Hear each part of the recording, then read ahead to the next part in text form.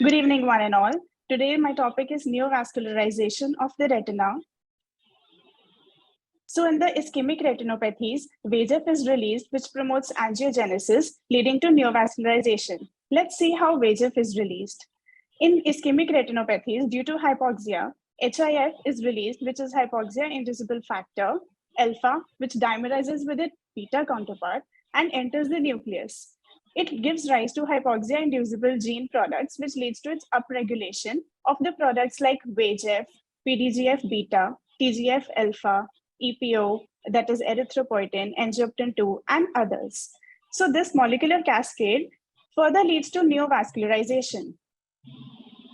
In the normal retinal vessel, the TGF-beta protects the endothelial cells, whereas in case of loss of pericytes, the VEGF can directly act on VEGF receptors on the endothelial cell and can cause endothelial cell proliferation, migration, leading to angiogenesis. Furthermore, the proteinases degrade the internal limiting membrane, allowing the vessels to grow in the vitreous cavity.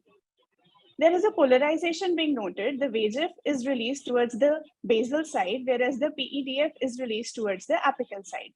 So various molecular signals are released.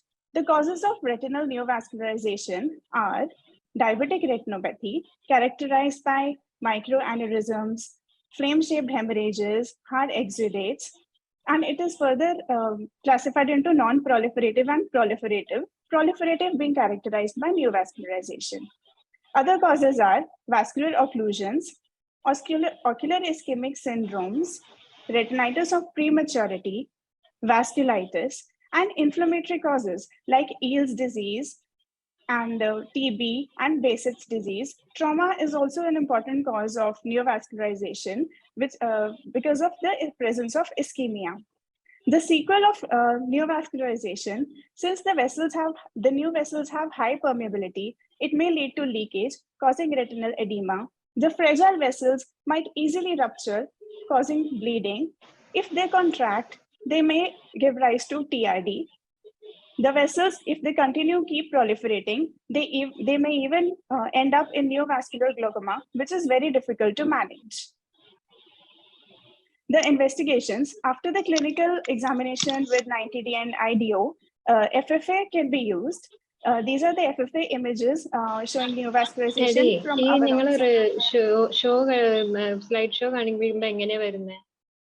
The management includes Dr. Tisha, mute yourself. Dr. Tisha. Dr. Tisha? Dr. Tisha, please mute. Yeah. You can go ahead, Dr. Manjot. The first-line management of neovascularization begins with treating the underlying cause. For example, in sickle cell retinopathy or traumatic cases or diabetic retinopathy, we should first pay attention to treat the underlying cause. Next, moving to ocular lines of management, the modalities which are available are laser photocoagulation, anti-VEGFs, for example, aflibercept, bevacizumab, ranibizumab, and steroids to keep the inflammation under check, and vitrectomy. In laser photocoagulation, we aim at making the ischemic retina anoxic to suppress the release of VEGF. This has been strongly shown to improve the visual acuity.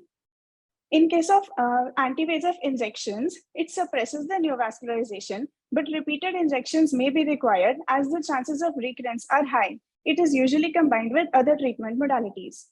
If the vessels bleed and cause VH, vitrectomy may be required to clear the VH or to clear the membranes which are causing traction. And further, the laser can be planned for this patient. So that's it about the briefly about the retinal neovascularization. Apart from that, there is also an emotional and financial and social impact on the patient in which neovascularization is diagnosed. Thank you very much. Thank you, Dr. Manjot. Over to the panel. Dr. Manjot, nice presentation. You can unshare your screen and answer the questions. Like, yes, sir. As you explained everything in detail. Just one question. See, what do you know about the role of autophagy in neovascularization, etiopathogenesis of neovascularization. So autophagy. Hmm. So autophagy implies like engulfing of the degraded material that after digestion. Yeah. So has it got any role in the in neovascularization happening, and the studies of okay, you are the teacher, like when you'll refer and tell me later, right? Yes, sir. Okay, thank you. Yeah, good Uh, question. Sorry. Yes, sir. Sir, you can proceed, sir. You carry on, I'll do next. Okay.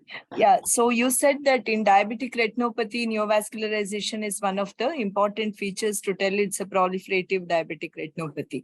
So what is it? It is commonly clinically confused with. Ma'am, it might be confused with collaterals. In DR, collaterals or something else it's called.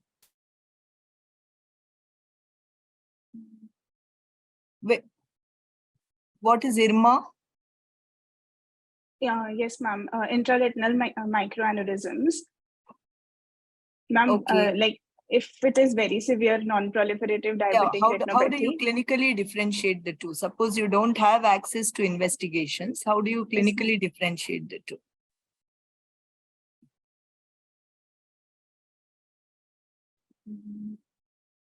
ma'am, intraretinal microaneurysms may be associated with the surrounding edematous areas. Okay. Okay, fine. On FFA, how do they differ?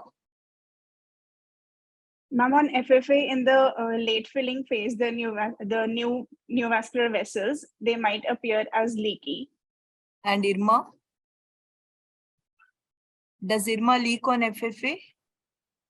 No, ma'am, it will appear as a confined hyperfluorescent area. Okay.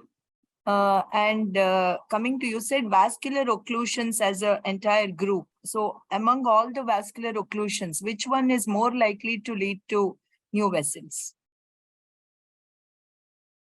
Is it a CRAO, central retinal vein occlusion, The branch venous occlusion? Which type of new vessels are more common in venous occlusions? Is it ma'am, NVE, branched retinal venous occlusions. Is it NVE, NVD, NVI? What is more common? What do you look for clinically? Usually you keep these patients on follow-up, no? Mainly what do you look for?